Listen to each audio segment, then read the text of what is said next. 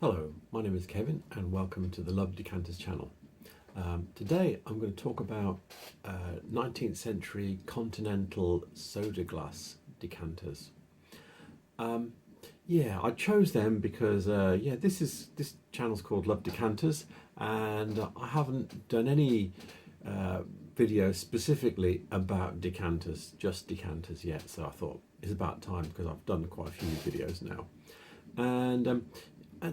And another reason is that in the UK, these are quite common. Sometimes they're known as Newcastle decanters, and I think they were importing them, a lot of them from Northern Europe into UK. And yeah, you see them quite a lot, and quite often they're mislabeled because they were producing them really sort of like from the 1830s through, right through to probably the 1940s. This type of decanter, obviously the later ones will be looking much nicer, in much nicer condition, but that kind of glass was being made for quite a long time, and it looks earlier. It looks like, in the way it's made, is like the early Irish decanters that are really, you're talking from the 1780s through to sort of like 1800 plus. And a lot of people also, I've seen it on eBay, people labeling them as Irish decanters when they're not. And I will, as part of this video, I'll show you what the difference is between an Irish decanter and these Continental Soda Glass decanters. And so I have a couple of references I'm going to show you as well. In fact, all of my soda glass decanters are actually down in the shed, so I will show you the references I've got here, and then I'll shoot off down the shed and show you some examples of what I'm talking about. Thank you. So here's the first reference I'm going to show you, and English and Irish Glass by Geoffrey. I think this was originally published as either magazines or something to go into a magazine, because it's in little sections that seem to be standalone. And in one of the sections, here are the decanters I'm going to talk about. And when I said earlier about people saying they're Irish, or that they, attributing them wrong, this guy has done it too. So I said they're sometimes called Newcastle ones because that's where they were imported to, but here he's actually saying made at a Tyneside glass house circa 1830. Now, a lot of the references I've seen for these are saying later than 1830, so I'm kind of like saying this might be the earliest date they were made, but a lot of the references I'm seeing are 1850, 1860, those kind of dates. So yeah, I don't think this is right. And yeah, this is an older book. It is actually in general, it's a fairly decent book, and if you can get it cheap, buy it. But yeah, once you get back to these older books, there's the author. Yeah, they have mistakes in them, and there wasn't as much research. People didn't have all the paperwork to pile through from various glass houses, etc. And so yeah, mistakes were made, and there's quite a few little fictions like that, and I'll work my way through those as I go through my book. And probably I'm making mistakes too, so I can't say anything really. Yeah, nobody knows everything. Some people know a lot more than others, but I'm not going to be claimed to be knowing everything.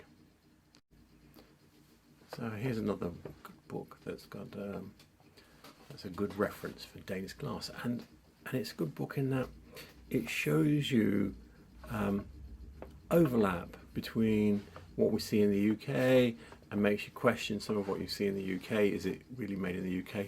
And here we go with one of these decanters. This one's painted. This will be coal painted, which means that if you were to get your fingernail and really have a go at it, you could probably get all of this off. And quite often it is gone, or partially gone, or mainly gone. So this is a Danish one, and this is the only reference I've seen where they've got a painted one for one that's from the north. Normally the painted ones are from Spain and such like. and yeah, and I see other references for the Spanish ones with the painting, usually with blousy flowers on, and yeah, I've never found one.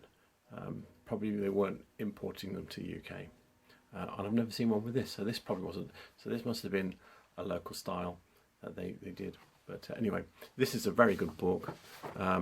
It's someone's collection, but I fairly trust this book because he's got bits of, if I can find a page, there you go.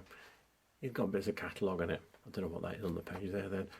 So it seems like it's a researched collection and this person knows what they're talking about. So this is my currently favourite book. Someone's going to have to go some way to beat this book, The Decanter, Ancient to Modern by Andy McConnell. It's a fantastic book. So he does cover this subject, and he's got a few of them here arrayed out, and he's dating these all 1850s and 60s. So yeah, I'm happy to go with his dates because I know he spent a long time writing this book. So it's probably more right than anybody else is going to say, and he's got some of the one. I think I'm going to show you one like this as well. So yeah, 1850s and 60s he's saying here, not earlier, and some of the other references are giving me those kind of dates, but usually it's the later ones that earlier references give me earlier dates. So yeah, this is an interesting subject, these soda glass decanters from the continent, and yeah, he's listing these from a range of countries, from Spain and Sweden and Denmark. So yeah, these, you will see a lot of these, and they're going to be not always easy to identify. I think this one, the flash one, is from Bohemia. I don't have any of those. Usually anything that's coloured, it's got a bit more valuable, and a bottom feeding collector like me can't get them on the cheap. So yeah, so that's quite nice. I wouldn't mind getting one of those, but probably couldn't afford what most people are asking for it. Okay, so are we going up the shed now? So here I'm in the shed.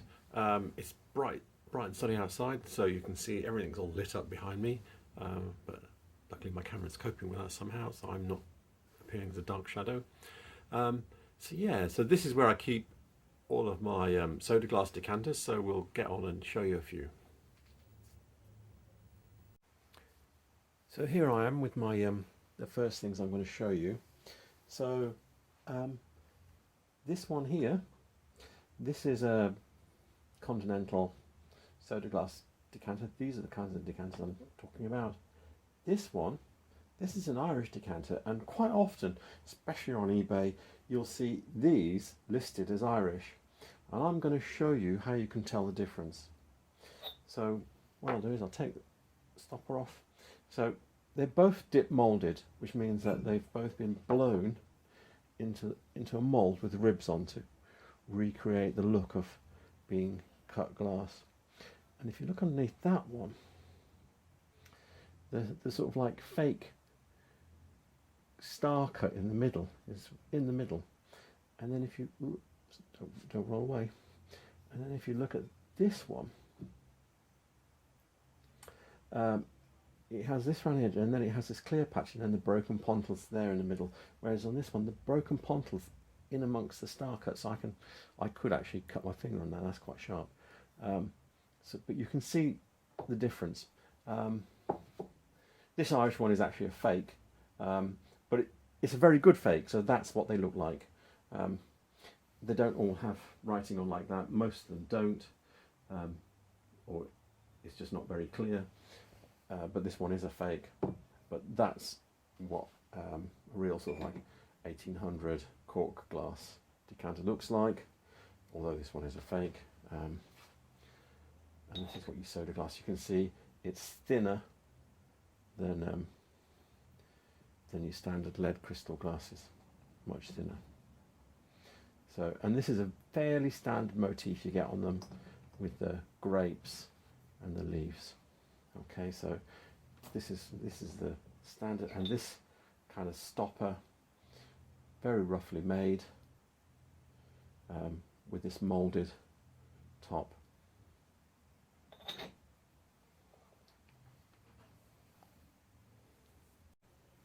Here I'm trying to show you the size range.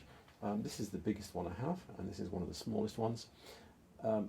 It still has the same grape motif. This one's slightly different. I don't think it's got, I don't know if any of these are supposed to be, yeah, I think maybe these are supposed to be leaves. It's very crudely done, and these are the grapes. Yeah, so the stoppers are the same, kind of moulded affair, crudely made. This one is dip moulded again, but it's a bit finer than the other one I showed you. Still has that fake cutting in the base and the broken pontle there.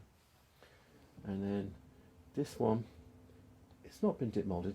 The base is a little bit thicker than the other one, and it has the pontle mark has been roughed out. So not exactly polished, but someone's put a grinder to it to just remove the broken bits of glass. So yeah, so that gives you an idea. So this is probably over a litre. I wouldn't say it's 2 bottles, but it's more than a litre, and that's probably like half a pint. They're real. I think I might have seen one bigger than this, but yeah, these are the kind of sizes you see. So here I have 3 more with a different motif, and it is actually oak leaves and acorns. Acorns are really tiny there, and the same, and they're kind of done in the same way. They seem to stick. I'm sure these are all made by different companies in different places, because the look and feel of them is different. The same old stopper shape or mould, but there's very little variation on those. But this one is much heavier. The moulding is much clearer, and you can see that same star base pressed into the base, and fake cutting. This one doesn't have any. It's got a really deep pontle or kick in the base to raise the broken pontle off the table. This is a smaller one. It's a bit of a mess, but yeah, same. And I think from what I've seen in the books that I've got, I think the ones with the oaks on, are more of a Northern European type thing. And so these are made all over the continent, right from, from Norway to Spain. I don't know how far east, but Bohemia at least. So big stretch. This style of decanter with virtually this look, yeah, was made all over.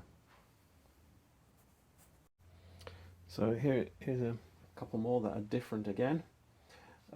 This one has some sort of plant, and it also has some gold gilding round the plants, around the leaves, and all over it. The same base cut into it, or not cut but fake star cut with a dip molded base. Same kind of stopper, slightly different shape than the other one. This one is different again. So this is another soda glass decanter. However, it came with this stopper. I don't know if I've seen them with a stopper like this.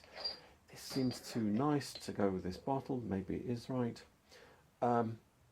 This is what's known as a Sugarloaf Shape, and in the UK, this would be a mid-18th century. But I know this type of decanter was being made in Scandinavia, Sweden and Norway and such like, right through to the middle of the 20th century. So this look with this checkerboard pattern was a traditional pattern for them, and they made it for quite a long time. But I think this one's a 19th century one. Has the broken pontle mark. It just has the feel of something. Should have gilding here, but it's all worn off. Little stars gilded onto it, but most of them are worn off. So that's that. So this is another style with this checkerboard pattern, and these are continental as well. And I think, as I said, I think they're Scandinavian. So here's the last one I'm going to show you. It's really a bit of an oddity. It would be fairly standard apart from this, I don't know, kind of opaque painting on it. It's got red lines painted here. Every other groove that's been moulded into it, it still has the standard kind of pressed star cut and broken pontil. But yeah, what's going on here with these blue lines here and bits here, and also on the stopper they've painted little dots on it. I don't know what that's about. This might be a Southern European one. They made them in Southern Europe, but most of the ones I see that's from Southern Europe, or at least in the books, because I don't own any, I've got flowers painted on them, and they're actually painted on in using cold paints, which means that the colours tend to break off and get damaged. But this is, I don't know, this is not very scratchy. It seems like a permanent paint somehow. I have no idea. It's just a anomaly. I've never seen another one like it. And yeah, if anybody knows anything what this might be, see anything like it, I'd be interested to know. Yeah, it feels very 19th century, but yeah, it could be anything from 1830 onwards to whenever they stopped making them. But yeah, really strange, this one. But it was a bargain, so I bought it. So thank you for watching this video. I hope you found it interesting. I will leave the descriptions of the references I've used, so that if you wanted to search for them yourselves, you can buy them. Yeah, the Andy McConnell book, I would recommend that you rush out and buy it while it's still actually, the original print is out. Andy McConnell is actually selling them himself, and I think they're a bit of a bargain. And yeah, once he's sold all of his stock, the prices will rise. When you get these kind of reference books, these big, you know, Bible-esque reference books, once they're out of stock at the publisher, or in this case with Andy McConnell, the price will go up. It happens regularly. I see it with so many books. So yeah, I've bought some really good books because I've been collecting for 30 years, and I bought them when they come out, and I go, yeah, pay £50, and now you look on eBay or books and they're sort of like 150, 200 pounds. So yeah, watch out for these kind of books. When they come up, snap them up, because the price is only going to go up, because once they're all gone out of stock, yeah, then it's all the later collectors are looking for them. Okay, so if you like this content, please like and subscribe to this so that you'll get any notification of future videos. Thank you. Bye.